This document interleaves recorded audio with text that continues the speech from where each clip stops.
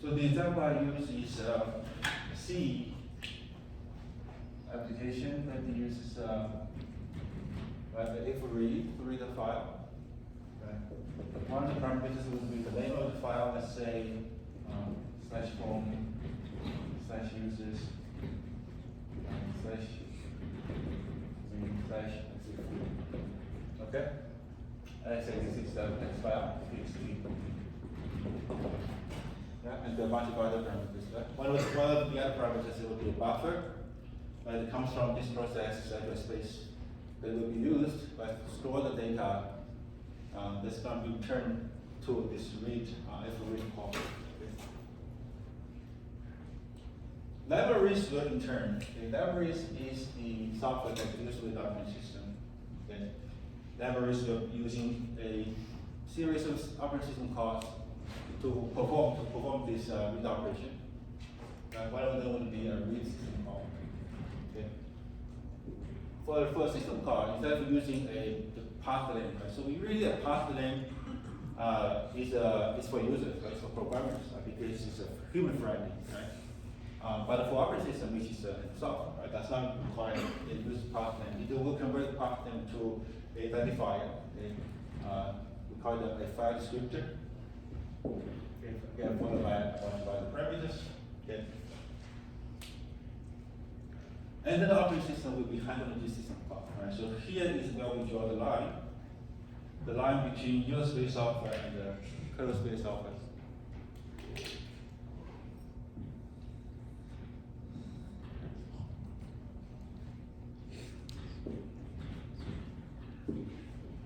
And if you remember, user-space software runs in user-space, kernel-space software runs in okay, user-space software in user mode of the processor, and kernel-space software runs in the kernel mode of the processor. Okay. Closer.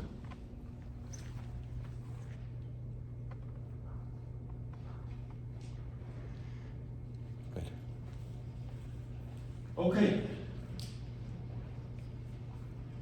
So we have a storage device, and let's take the bottom-up view of this.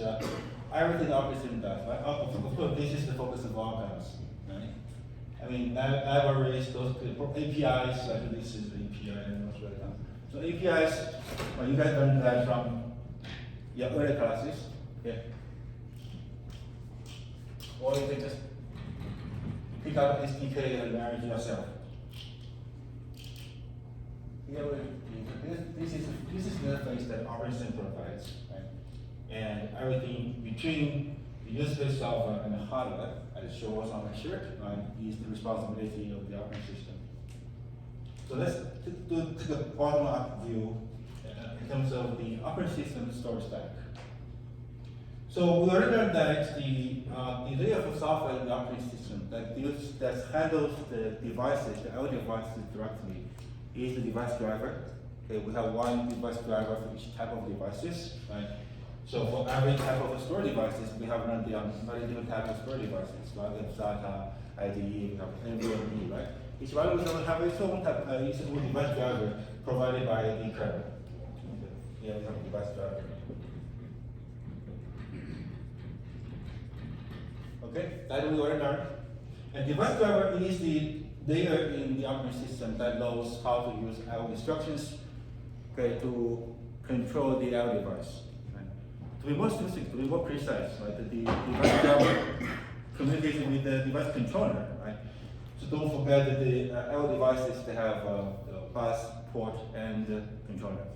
And controller is the one that has the processing capability to actually control the devices. So let's give it that here. The simplification. So that this interface, right? This interface between software and hardware, that is ISA. So here we can just say our instructions, ISA in and out. Right? The part of it is ISA. So that's good? Right. And most applications, right, they use storage through a file system.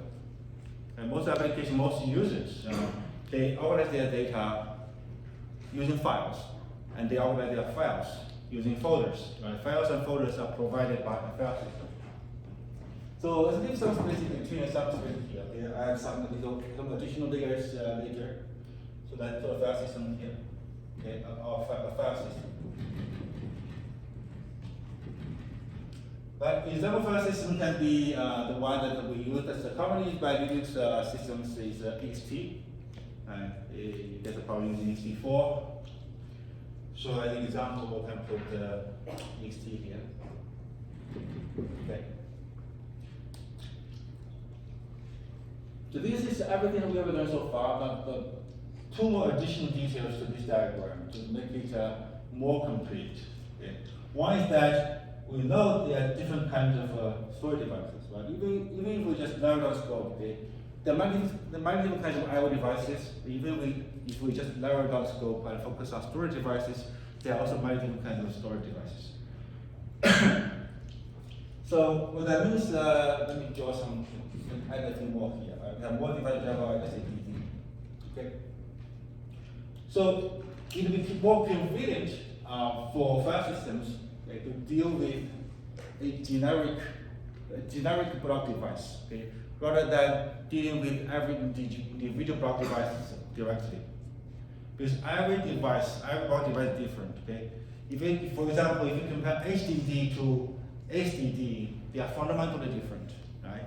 And then if you compare SATA SSD to NVMe SSD, they are also fundamentally different. Okay? The interfaces are fundamentally different. Okay? So instead of having the file system be able to deal with every individual type of device, storage device, okay, it would be better for the file system to deal with the generic layer of block devices. Okay, that's called abstraction. Okay, abstraction is a fundamental concept in computer science or in computing in general. That's also something that we talk about a lot in my cognitive class. So this is something that I will introduce here, which is I could use by. Okay. So we have a layer that's called generic block layer.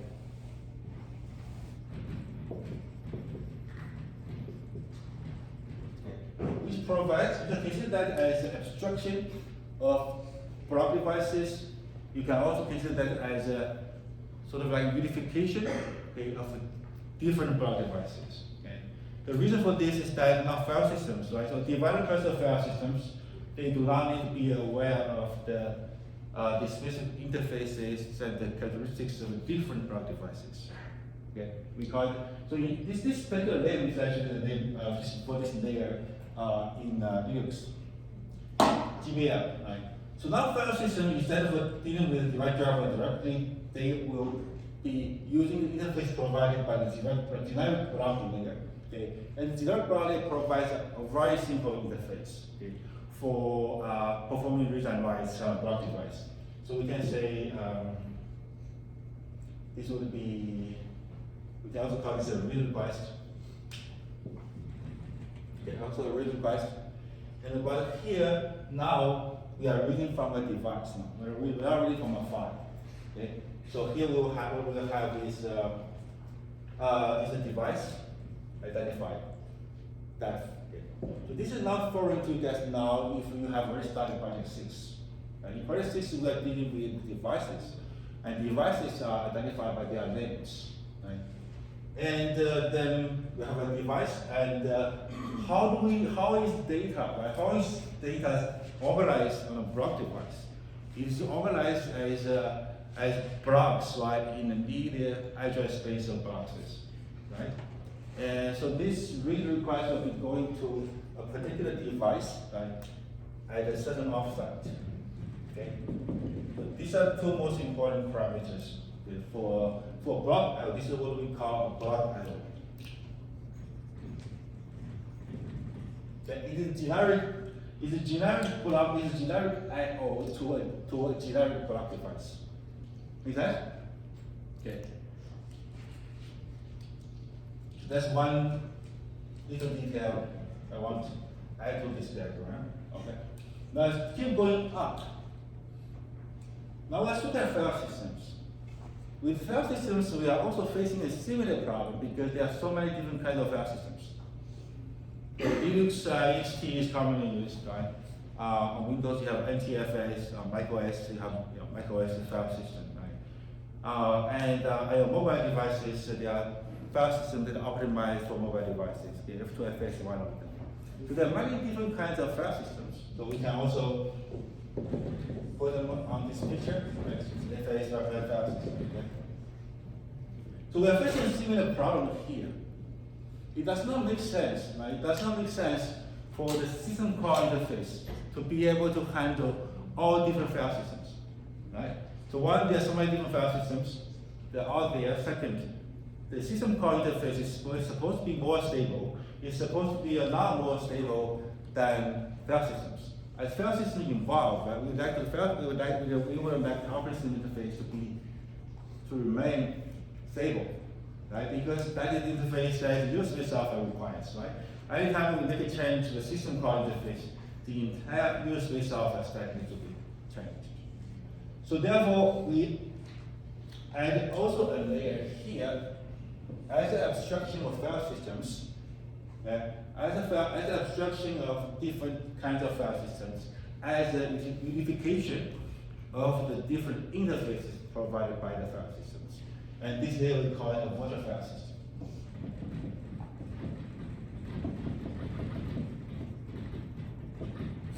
Okay? So the system calls, right? The storage data related system calls, right? They will be using the interface provided by the virtual file system. We also call it VFS a lot, VFS. And that is a generic, you can consider that as a generic file system interface, okay, provided by this virtual file system layer. And the VFS is the layer that knows how to work with a different specific file system. Just like the generic block layer, the GBL is the one that knows how to work with different specific device drivers. Because all the abstractions, okay, at the VFS layer, you also have a read operation, okay? And VFS layer will be using a different identifier to represent files, okay? Linux is an add-on, okay? Textbook actually talks about add-ons. Just need to learn all the names, that's very important. So it's kind of messy now. Like I said, enough people myself, enough space to do everything on the same diagram. But this is really pretty much all the layers in the OS, in the kernel, that are involved for handling storage IOs. Any question?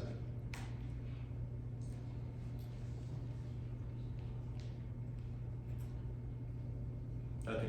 So if there's no question, let me expand on this, okay? And then talk a little bit about Project 6. Okay? Then let's put what we are doing in Project 6 onto this diagram.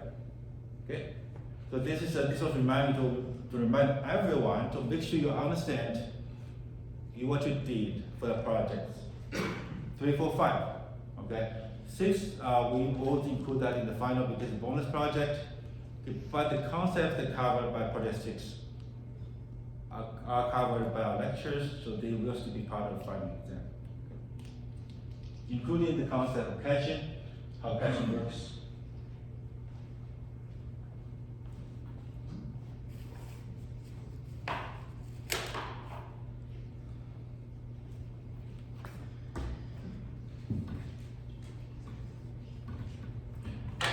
Okay, so I'm gonna just focus on the kernel storage stack and the devices, okay, in this new diagram where we're gonna use to discuss what we are doing in Project 6. Okay, so we have 2 devices in Project 6. Right, one of them we use as a cache device, and the other is the source device. Right? Source device is essentially the device where the entire data set is stored. Right? But the source device is currently too slow. Right? Source device is too slow. which is why we want to use a faster device to provide cache, right? We want to use a faster device to store a subset of the entire data set on the source device. Okay, and we want this subset to be the data that are needed right now. Right? That's the fundamental principle of caching.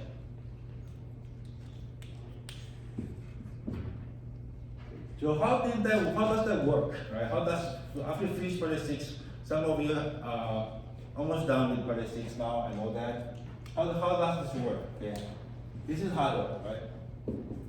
You can match this diagram to that diagram. Okay. So somehow, right, we are able to create a so this guy is a slash dive. That's it, HDA. Okay. And this guy is slash dive HDB.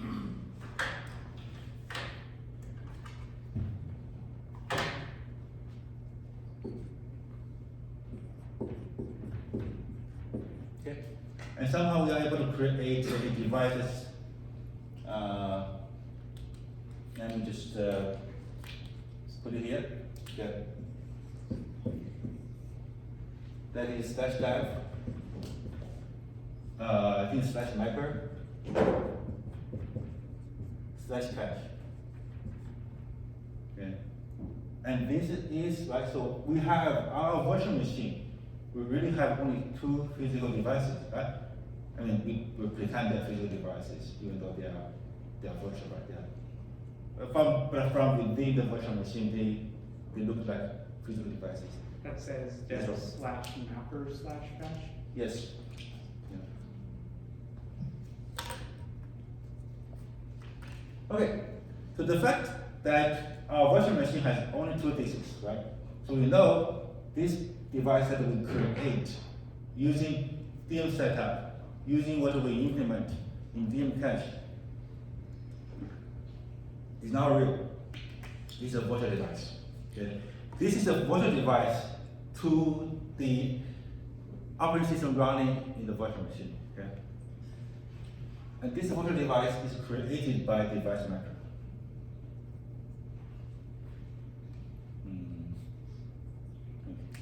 The device maker, you consider is here.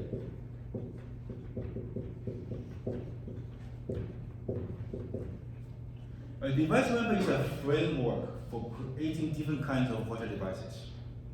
Okay, you can create a virtual device that basically functions behaves like a black hole. It will send all the IOs to low end. You can also have a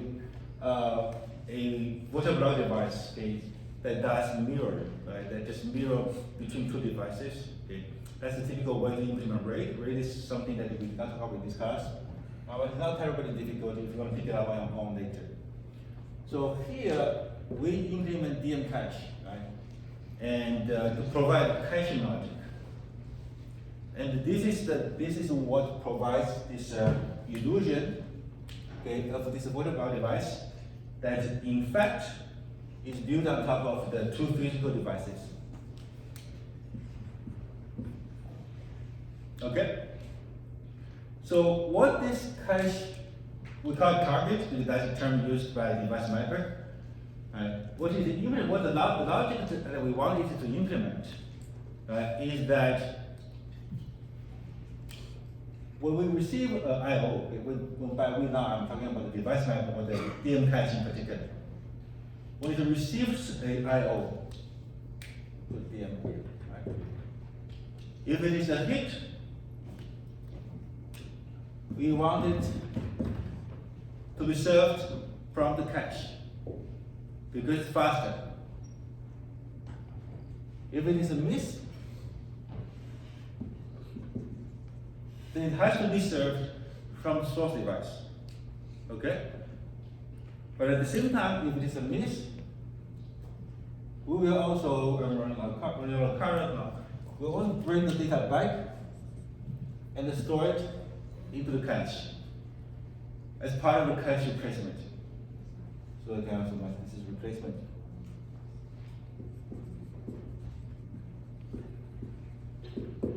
Right? So even though we are talking about storage caching or disk caching here, right? The way that the cache works is the same as how memory works as a cache, right? To store the pages of processes. And the same algorithms that we discussed for page replacement also work here. Right? Remember how we discussed page replacement?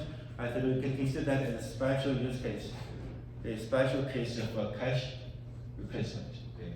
So this is what we want to be able to provide by the caching capability.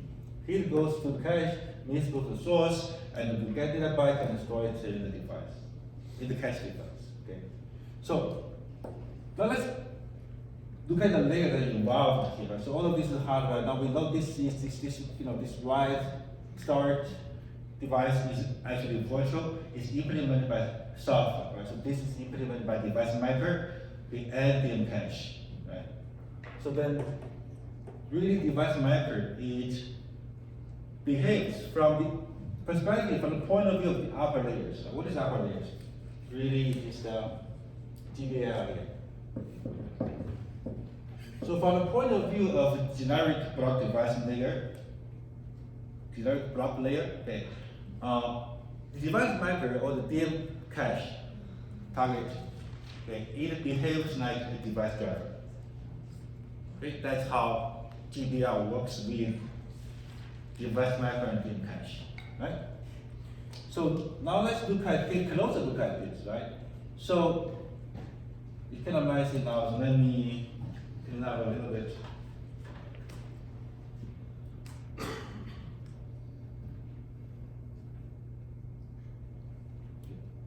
Now let's focus on the heat. The heat is if DM cache determines that this piece of data, right? In parentheses, we're focusing on reads to simplify the project, right? If this piece of data, just like an example with that diagram, right? If DM cache determines is already in the source device, right? DM cache needs to fetch that piece of data, right? To satisfy the read request that has trickled down to the DM cache.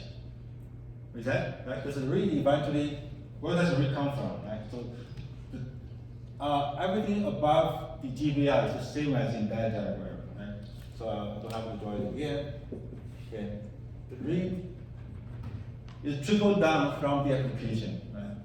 Although eventually the GBR will be issuing a read block IO, and that read block IO is handled by DM cache.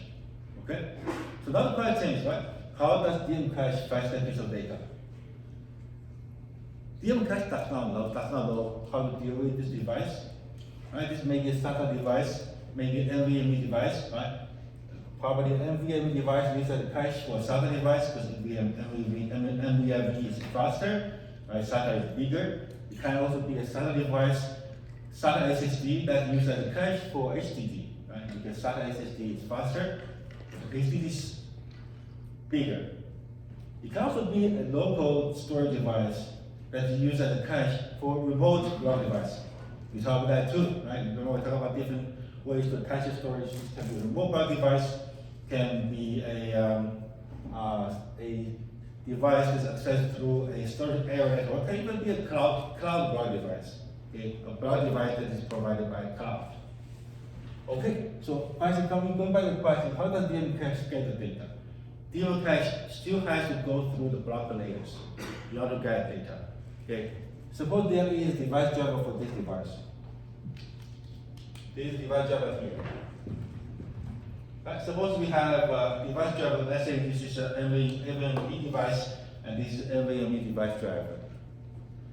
DM cache still needs to use the device driver to talk to the device. So how does that work, right? Instead of implementing the device driver as part of DM cache, which is time consuming and also will make DM cache sort of unstable because it has evolved as the device evolves, right? So the clever thing the DM cache does is that, or the device mapper does, okay, as a matter of fact, that's taking care of the device mapper framework, is to resummon this IO back to GBL. Okay? But this time, the IO will be going to HDA instead of cache. So what that means is that when the IO trickles down, reaching DM cache, the target device, right? If you look at this, this is block IO interface, right? A read from a block device. This will be read here, will be read from cache. Okay, I just say cache.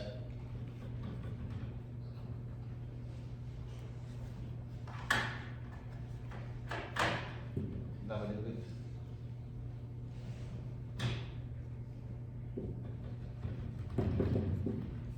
Right, so that's how the read reaches DM cache, because the read is going to the cache device. And DM cache functions as the device driver, right? So the GBL knows that, oh, this read needs to be handled by DM cache because it's going to the cache, because it's going to /dev/mapper/cache. Okay? And now DM cache is handling this read, assuming the read is a hit. Okay? Then DM cache knows it needs to perform this read by issuing another read to the cache device. Okay? So DM cache will be issuing another read here, okay, going to the source to the cache device. Let's just say HDA. I can say HDA.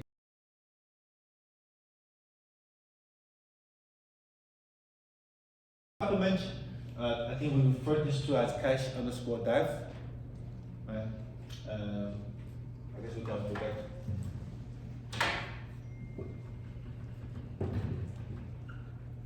Right? And this read request will go back to GBL. As we don't messing up, apologize for that. Right? And then issued by GBL to the corresponding device driver of the cache device. Make sense? Yes? Okay. Now if it's a miss, same thing, right? If it's a miss, DM cache will issue a read to source device.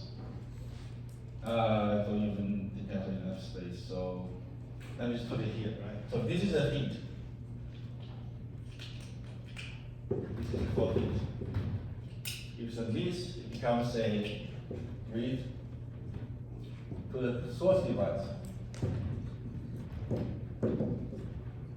Right? And this read is also submitted back to GBL.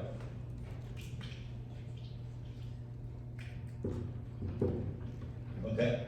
And GBL will send this read to the source, to the device driver of the source device. If I can put the device driver here, that is another device driver, okay? For the source device. Then it come from GBL to here and to the source device. And finally, to complete this read list, right? We also need to, after we get data through this read from the source device, right, to DM cache, we also need to write the data to the source device, to the cache device, right? So that means the cache will also issue another write. Let me write it here. So this is not source cache. This is sorry. This is source device. Okay. Followed by a write to the cache device to complete the handling of the needs. And that really completes the picture. Okay. Any questions?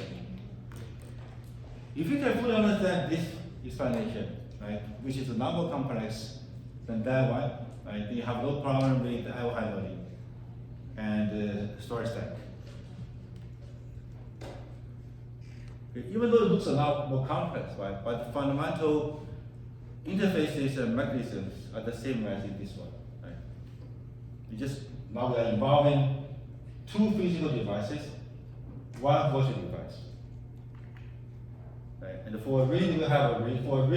For one read, we may end up with one read if it's a hit, or we end up with a read and a write if it's a miss.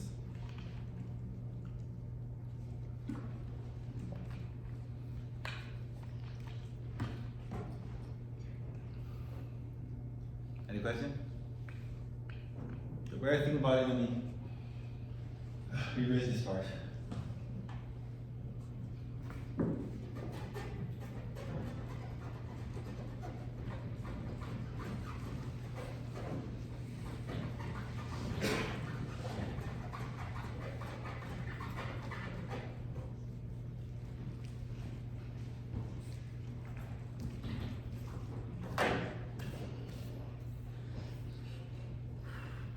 Okay, all good?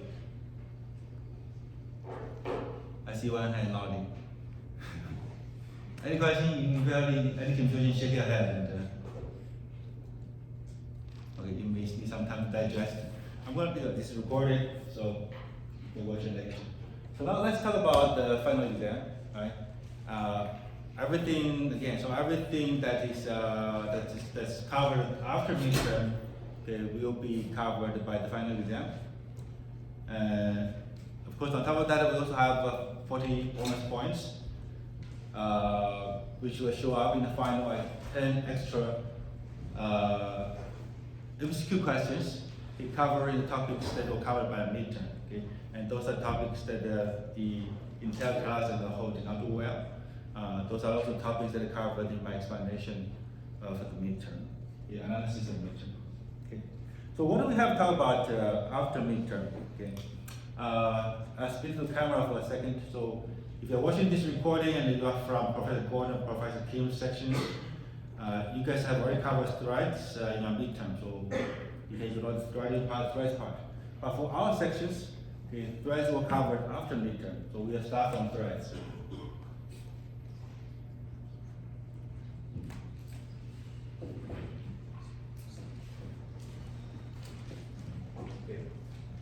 So what do we have to talk about, right? So I will go over topics quickly because this is not the occasion to repeat everything we have already discussed in this class.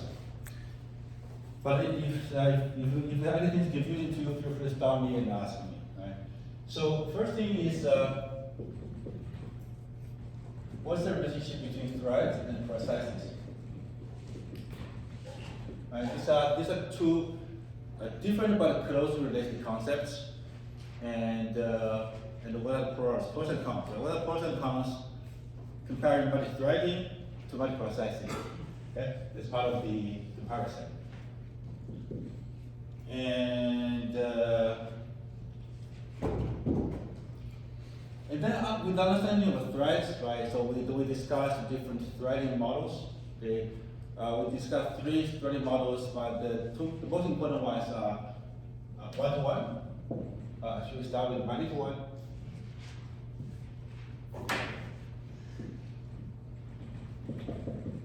Okay. Versus one-to-one. What are the pros and cons of each threading model? Okay. But really quickly, many-to-one lightweight, but there's a big problem of many-to-one is that when one thread blocks, it blocks the entire process. It blocks all the threads. One-to-one is heavyweight, but it can achieve true concurrency. When one thread blocks, all the other threads can continue to run. Which is why all modern operating systems use the one-to-one model. That's pretty much what we have for threads. And then we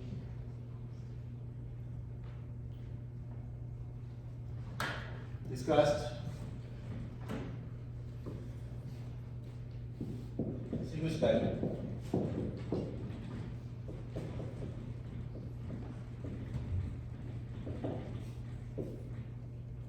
The first thing, what is single schedule? What does it do? That's the definition. Right? Single scheduling is the process to decide which process, right, among all the processes that are ready to run, all the processes that are already available in memory, all the processes that are waiting in the ready queue, which one to run next on the processor, right?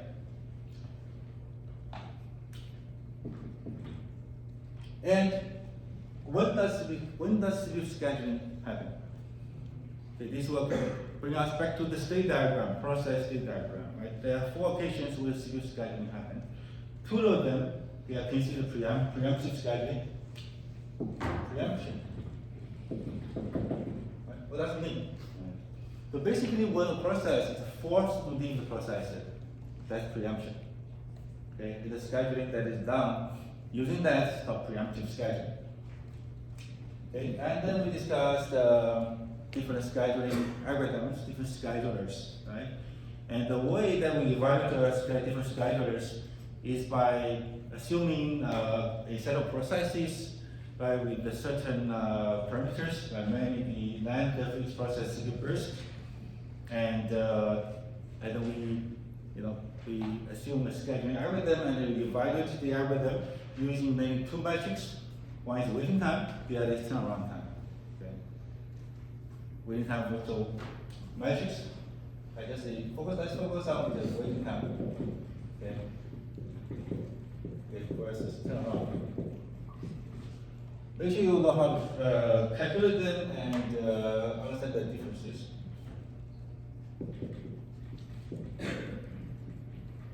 I just said turnaround, right? Waiting time is total amount of time a process has been waiting in the ready queue. Turnaround time is total amount of time that takes to finish the process, right? Finish the single burst. And then we discussed three particular schedulers or scheduling algorithms. We started from the most basic one, first come, first serve. And then we use simple implement. You can implement using a FIFO queue, but it has a big problem. I'm not sure if anybody remembers the big problem. It's called convoy effect. Right? Remember the analogy I gave you or the metaphor I gave you, right? Just, if you're checking out in the grocery store, right? And there's a lot of connection you can make between the checkout process to single schedule. So because of convoy effect, so FCFS is not good. Okay, and then we discuss next one. Short job first. Okay. The reason, let me just say, okay, the reason for the convoy effect is that the short job can be blocked waiting for a long job for very long period of time. Okay. Even though the short job can finish really quickly, if it is scheduled ahead of the long job, it's not going to cause much difference to the long job's performance, right? But if it's scheduled after the long job is going to affect short job's performance a lot. Okay. That will show up in the average waiting time, will show up in the average turnaround time. So based on that observation, now we should always schedule a shorter job burst earlier. That is to this greedy scheduler's algorithm is shortest job first, SGF, right? It's not to be optimal. It's not to be optimal, right? But it's not realistic because we don't know. Okay, we don't really know what it is the CPU burst of a process, okay, in the future, right? So we can only predict the future by looking back into the history. That's how we solve that problem to make it to have a practical implementation that can approximate SGF, right? So use history, the history CPU burst length of a process to predict the process and next CPU burst length. Okay? But both schedulers are non-preemptive schedulers because they assume a process finishes the entire CPU burst without any interruption, right? And we want time sharing. We want multi-programming. We want time sharing. That is to a preemptive scheduler, round robin, okay, or time sharing scheduler, round robin, right? So time sharing is essentially first come first serve, but with preemption. So focus on these two schedulers to make sure that given a sequence of processes, a set of processes, right, with their sleep burst times, you'll be able to calculate the wait time and turnaround time of each process. Okay? It's not difficult. Okay? None of the questions your C requires a lot of calculations. Okay? You don't need a calculator. You don't need a lot of scratch space. Okay? What really matters is the concept behind the problems, right? Okay, now all these three schedulers we have discussed are really processor schedulers, okay? But without today's systems, most of them have microprocessors and microcores, right? So we talk about multiprocessor scheduling. For multiprocessor scheduling, we mainly focused on two concepts. One, load balancing. Okay? The other, affinity. Okay. Once you understand what is load balancing, what are typical ways to implement load balancing, right? Shared global queue versus private queue, pull migration versus push migration, and understand the difference, right? So affinity is the opposite of load balancing, but why would we want to have affinity instead of load balancing? And what are the pros and cons? Okay? We will compare load balancing to affinity. Okay, so that's the end of CPU scheduling. Any questions here?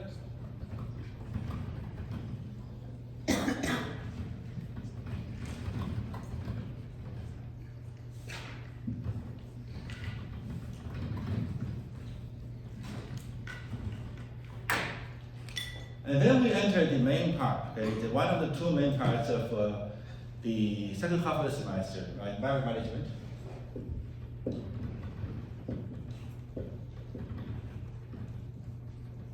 Okay. First, we need to understand the concept of virtual memory. Why do we need a virtual memory?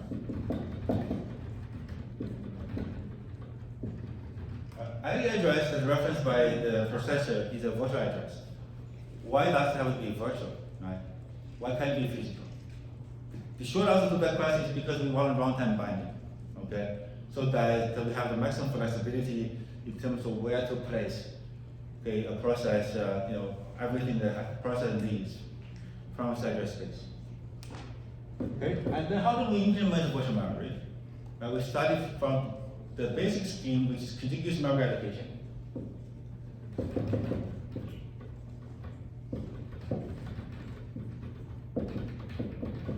Okay, let us say right? So every memory virtualization scheme needs to solve two problems. Okay, one is how to provide mapping.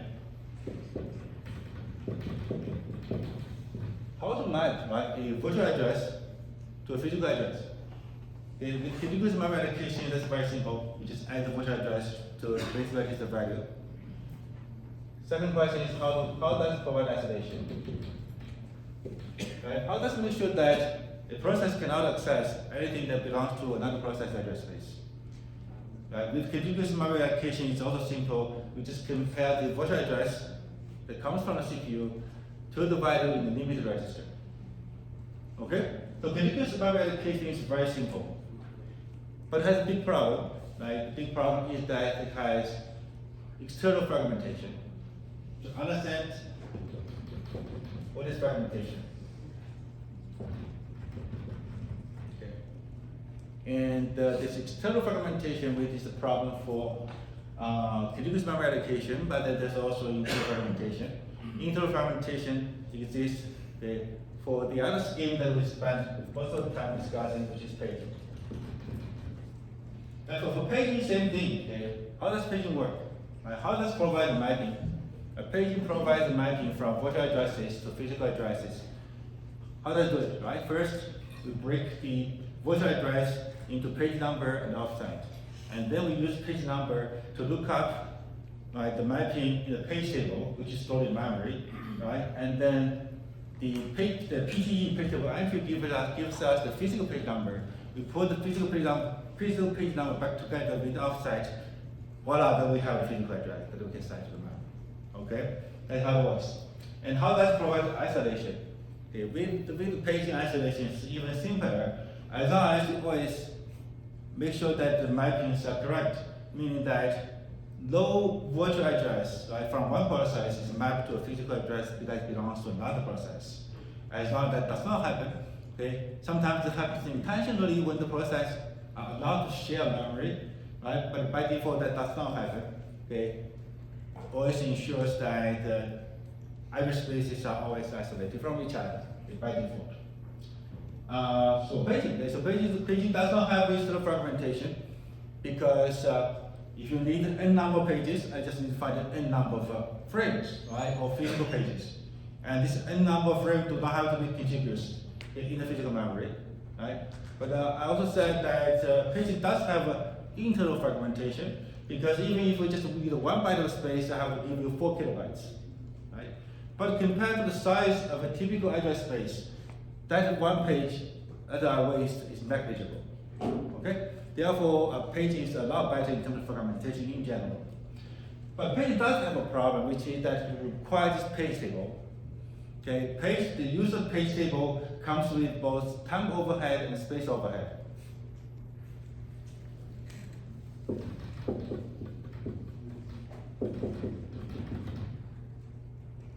Understand how page table is used, and understand basically, its overhead as well. Okay. How it is used?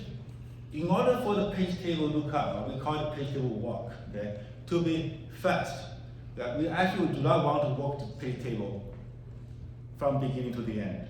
We want to be able to directly go to the page table entry for the page that we want to translate. And in order to be able to directly go to page table entry, we want to use the page number as the index in the page table, which means that the page table has to be contiguously stored. Okay, has to be contiguously stored.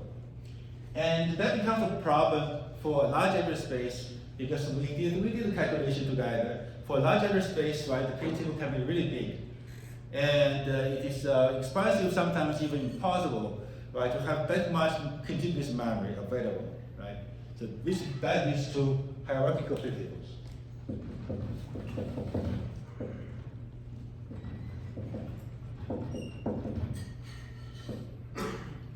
Right. The way that hierarchical page table works is that it breaks the part that belongs to the page number into multiple parts. Okay, and for each part, it will use it for one level page table. Okay, and you can review the details later. Okay, but I want to remind you, here, hierarchical page table does not reduce the memory requirement, does not reduce the space overhead of page tables. As a matter of fact, hierarchical page table requires more space overhead, not less. Okay? Fundamentally, for every page in a process address space, there has to be a mapping. Right? So with the hierarchical page table, there's no way to reduce that. Okay? As a matter of fact, the last level of a hierarchical page table will have all the mappings for all the pages.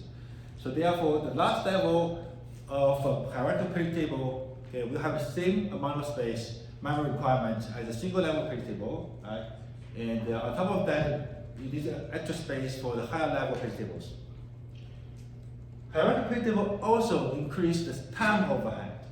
So don't forget, right, the page table walk or page table lookup is a memory exercise, because page table is stored in memory, right? The way that the processor loads a PTE into a processor, right, is the same as how the processor loads a variable into the processor. Okay, so using page table already increased the memory reference overhead. Using hierarchical page tables make it even worse. The more levels we use, the slower it becomes. Okay? And that's a fundamental limitation of the paging mechanism, paging scheme. Right? And to solve that problem, or to not really solve, to alleviate that problem, we use cache. Again, cache. TRV uses cache, but it's a special cache that caches mappings. And if we have good TRV lead ratio, right, then more than the memory references, right, they do not require page table walk, right, and they can be translated really quickly, right. But if in case of TRV miss, right, just like the dim cache example we just saw, right, then we still have to walk all the page tables fundamentally, and it can be very slow. Okay. So that's paging. Now, paging is half of the story for memory virtualization. The other half is daemon paging.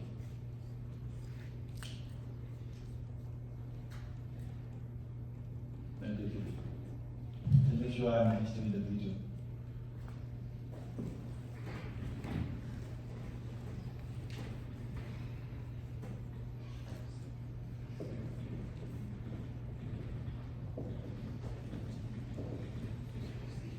So paging solves the problem of where to place the pages, right? Where to place a process address space in the physical boundary. Okay, yes, What is that stand for? demount paging, demount paging. Yeah. But the paging alone does not solve the problem that we do not really have that much physical memory to store all the process address spaces. Okay, because we want to have high level of concurrency, right? We call that the degree of multi-programming, which means we want to be able to run as many processes as possible, but then we are limited by this available, the physical capacity of the physical memory. So D1 paging solves the problem by tapping into the capacity of the secondary storage, our SSDs, our HDDs, right?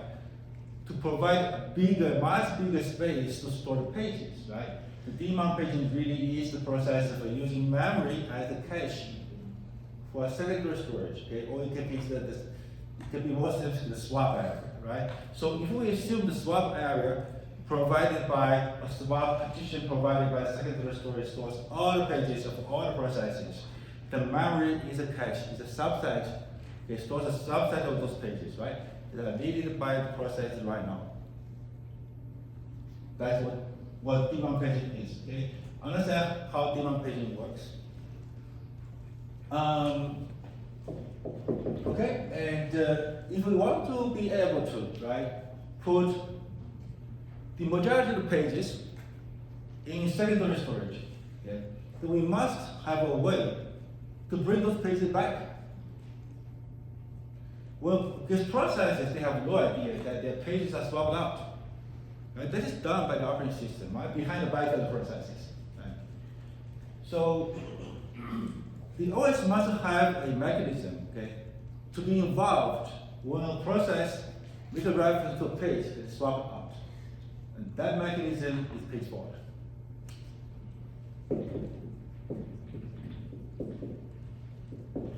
Page fault is a form of interrupt. Right? Page fault is handled in the same way as any interrupt is handled. Okay?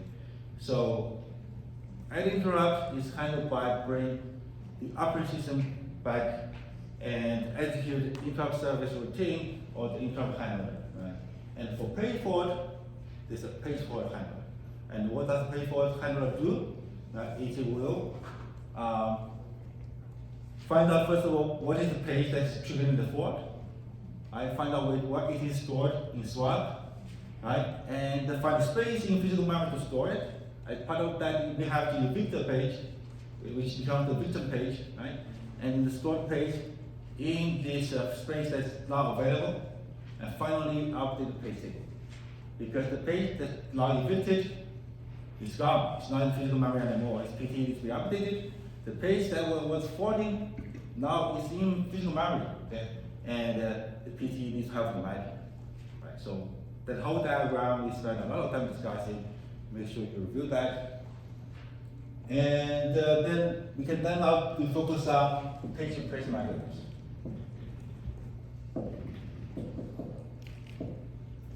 Right, so like I said, page replacement is also a special case of cache replacement. Right? If we consider memory as a cache of swap, okay? And how do we discuss replacement algorithm? Almost the same way how we discuss sequence scheduling algorithms. Right? We assume a sequence of page references. We assume a certain size of memory of certain size, and then we run the sequence on total memory using one replacement algorithm, and we find out how many faults it causes, triggers. We start with the most basic replacement algorithm, which is the equivalent of FCFS. Here is FIFO. Okay, and just like FCFS, FIFO is easy, it's simple, but it's not good. FIFO has the problem of the so-called penalties anomaly. And then we discuss optimal. So it has the problem of what? Penalties anomaly. Penalty is named after penalty. Okay. Early computer scientists who did a lot of early work on caching. Right, so just like how we discussed with guiders, while we went from first come first served to SGF, which is optimal, here we went from FIFO to optimal.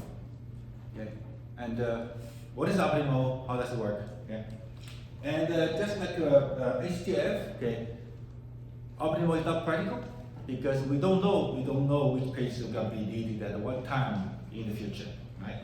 We can only approximate optimal, and the way we approximate optimal is by looking into the history. Again, just like how we can implement SGL, okay, on a practical system to implement something that can approximate optimal. We have to use the history to predict the future, right? And that is up to area. So make sure you know how to, given a sequence of references and a certain memory size, you're able to tell which references will be generated faults and total number of faults, so on and so forth. That's the idea of memory management. Any question? So I know I'm already over time. I don't know why my timer is not really out there. Now we enter storage management. Okay. There's not a lot to review in storage management, so this shouldn't take long.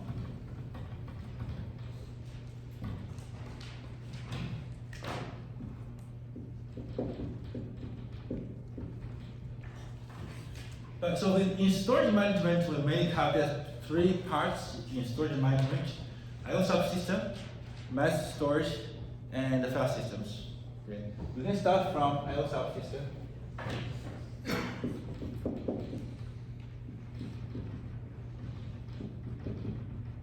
Because the discussions in the I/O subsystem are generic to all I/O devices. They're not specific to storage I/O devices. When it comes to I/O subsystem, first of all, there's some basic concepts that are universal to all I/O devices, right? There's bus, there's port, and there's controller, right? So something we already covered in that diagram I just drew, right? Okay, now more importantly, how does the I/O subsystem as part of the OS, right, handles I/Os? Interrupt-driven I/O.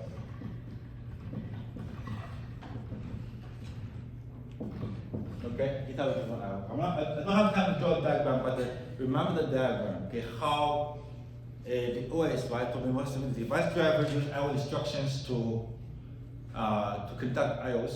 Okay, there's one way, right, from processor to I/O devices. Processor now runs the device driver, right? And device driver uses I/O instructions, right, to communicate with the device controller. Okay.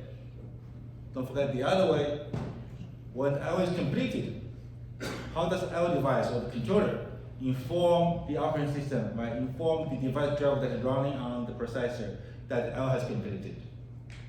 Okay, the reverse way, okay, that's through interrupt, which is why we call it interrupt-driven I/O. Okay, we spent a lot of time on that, and there's a diagram we spent a lot of time on that too.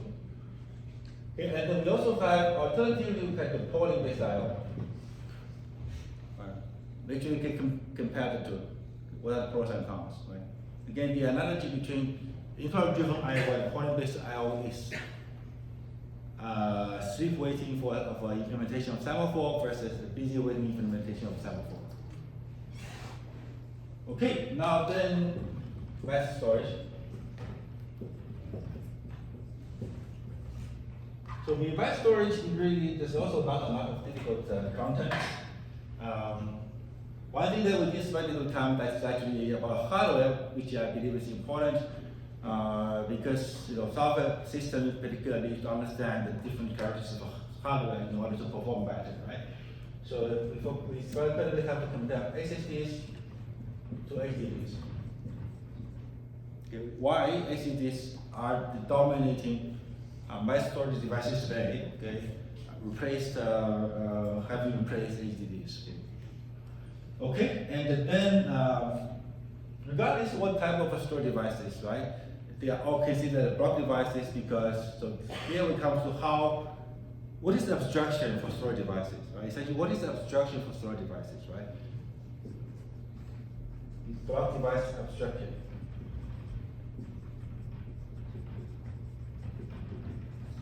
Right? That means any block device, right, is considered as a linear address space of blocks.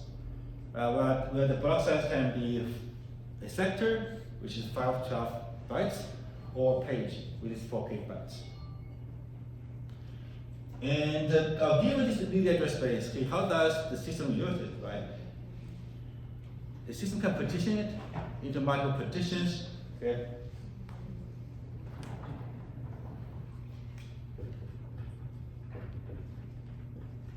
And the system can install file systems onto the partitions, and they become volumes.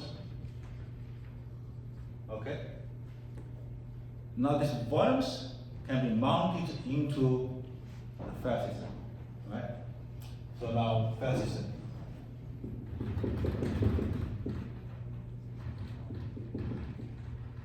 So here in the file system also there's another difficult content. There's some basic concepts like files, directory. Directory being mainly focused on the tree structure of directory. Right, that's also not fundamentally difficult. Right, the tree structure, all the processes originate from slash, right, and then you can go down the branches of the tree to reach the file or the folder. Okay, that is specified by the path. But what is interesting that we spent a little time talking about is mounting. Right. So this is something specific to Linux, which is a very elegant design. Okay, so with the mounting, we can make any volume. Okay, we talk about here, part of this tree. Okay, so it is a very elegant way to unify different file systems that are available for the system to use.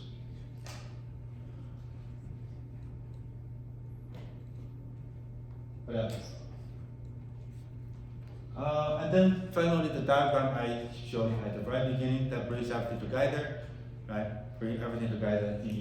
I would say, the entire storage stack, okay, of OS, which includes the VFS, file systems, genetic block layer, device drivers. 4 layers, okay, and how are they involved? How they work together, right? To serve all the amazing applications data needs, right? By utilizing all the wonderful storage devices that we have in our system.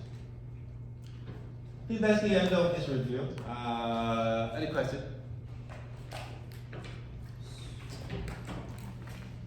Yes. When will you release the study guide? Is it? Yep. It's recording, so I will share the recording if you miss anything. Any other question?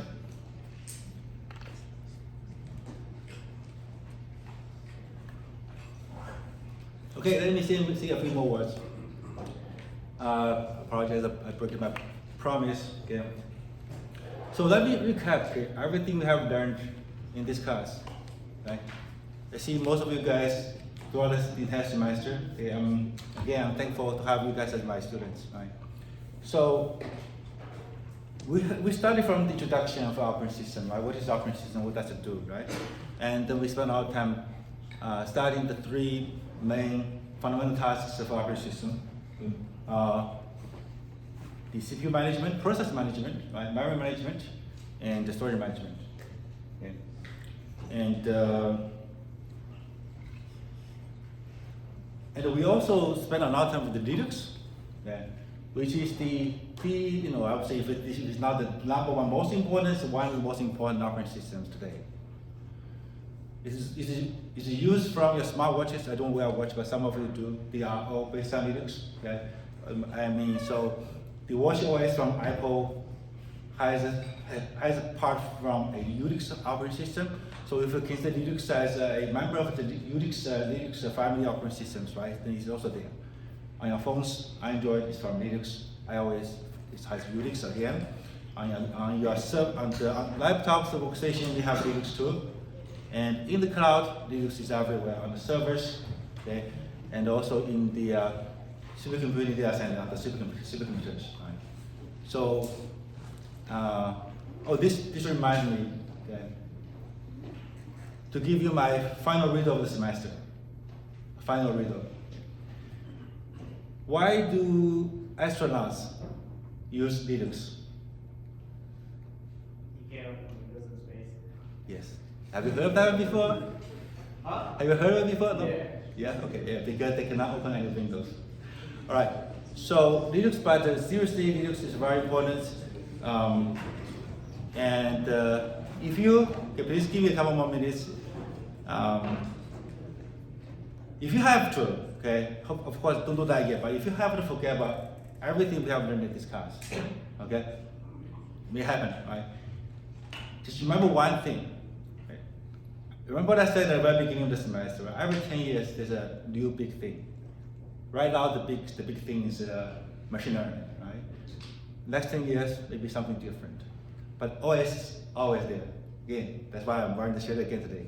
OS is always there, right? The fundamental things we learn in this class, the concepts, principles, designs, architecture, and the skills you have to learn from programming Linux, okay, because now you are officially all Linux developers now, kernel hackers now, right? They will be there, still be useful, okay, for a long time. So I hope what we have learned together in this semester will go with you a long way, okay? And now talking about the final deliverables, right? We still have the final, of course, and the project 6 is due Friday of next week, right? So regardless of what is the current grade, I want to remind you there's a lot of bonus points out there, okay?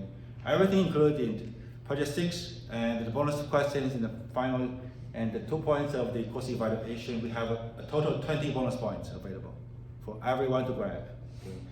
Okay, I also want to remind you, don't forget to do course evaluation. If everybody does course evaluation, everybody gets 2 bonus points automatically.